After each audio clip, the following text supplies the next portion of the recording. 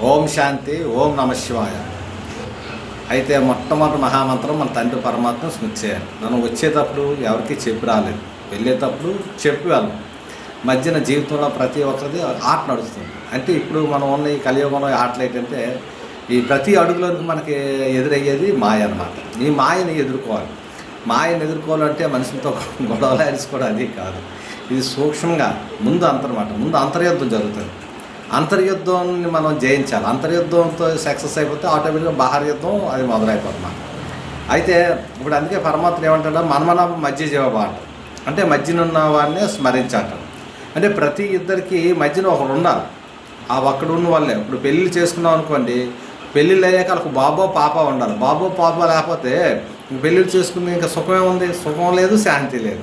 వాళ్ళిద్దరికి దాన్నే వారసు అంటారు. ఇప్పుడు భగవంతుడు లక్ష్మీనారాయణ వాళ్ళకి వారసులు ఉండాలి కదా, వారసత్వం ప్రకారంగా. అయితే ఇక్కడ ఏంటంటే ఈ వారసుడిగా ముందు పరమాత్మని చేసుకోవాలి. అదే పరమాత్మని కూడా ఆయనతో ఎక్కువగా సంబంధం అది జోడించుకొని ఉండాలన్నమాట. ఈ చివరిలోకి వచ్చేటప్పటికి ఏంటంటే ఏది జరిగినా ఏంటంటే అచానక్గా జరుగుతుంది, అన్ఎక్స్పెక్టెడ్గా జరుగుతుంది. దీన్ని చెప్పి రాదు. మన వాళ్ళు చాలా చెప్తుంటారు అదని ఇదని, కానీ జరుగుతాయి. అవి ఎప్పుడు జరుగుతాయి ఇదంటే కంప్లీట్ అవ్వాలన్నమాట. ఏదైనా పూర్తి కంప్లీట్. ఒక ట్రైన్ ఉంది, ఆ ట్రైన్ మీద ఏంటి ఎంతో 1000 మంది ప్రయాణిస్తారు. అందరూ డ్రైవర్ కూడా రెడీగా ఉన్నాడు, కానీ ట్రైన్ వెళ్ళటం లేదు. ఎందుకు వెళ్ళటం లేదు మనకు తెలిసిన విషయం. సిగ్నల్ ఎక్కడ ఇవ్వాలి. ఇంతమందిని ఒక సిగ్నల్ ఆపేసింది. ఆ సిగ్నల్ ఇస్తేనే కానీ ఇది మొదలవదు. అప్పటి వరకు అందరూ వెయిటింగ్లో ఉండవలసిందే.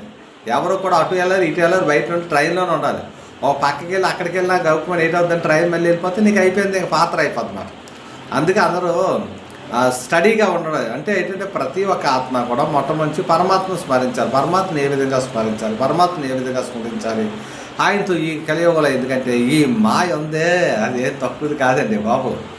డబ్బు ఉన్నవాడికి ఇది ఉన్నవాడికి కాదు, ఇంత చిన్నవాడికైనా దీనికైనా తల ప్రాణం తోక్కొస్తుంది. నీ చేత అడుగునా కూడా నేను వెంబడిస్తుంటుంది. ప్రతిదీ కూడా నేను సక్సెస్ చేయను, నీకు విఘ్నాలు వేస్తుంది, నీకు ఆటంకాలు వేస్తుంది. కానీ ఇంత జ్ఞానం తండ్రి పరమాత్మ ఇచ్చారు కనుక మన నిశ్చింతగా సంతోషంగా ఆనందంగా వెలుగుతావు. ఎందుకంటే ప్రతిదానికి కూడా నువ్వు ఏది చూసినా నీ ఆలోచనలో నుంచి ముందు మన ఆలోచనలో నుంచి మన ఏది జ్ఞానం చిలకేస్తే ముందు అమృతం వచ్చింది, తర్వాత వచ్చి దాన్ని తీసుకున్నప్పుడు రాక్షసులు వీళ్ళు దేవతలు పోరాడితే ఇది వచ్చిందంటారు.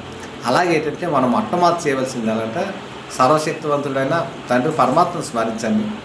దీనివల్ల ఎంతో శక్తి. అంటే ఫ్యూచర్ అంతా కూడా ముందు అతలాపుతలం అయిపోద్ది. చాలా దీనిగా ఉంటాయి పరిస్థితులు, చాలా రాను ఉంటుంది. మనకు ఒకరు ఉన్నారు అంటే మనకు ఎంతో ధైర్యం ఉంటుంది, కొండంత బలం ఉంటుంది.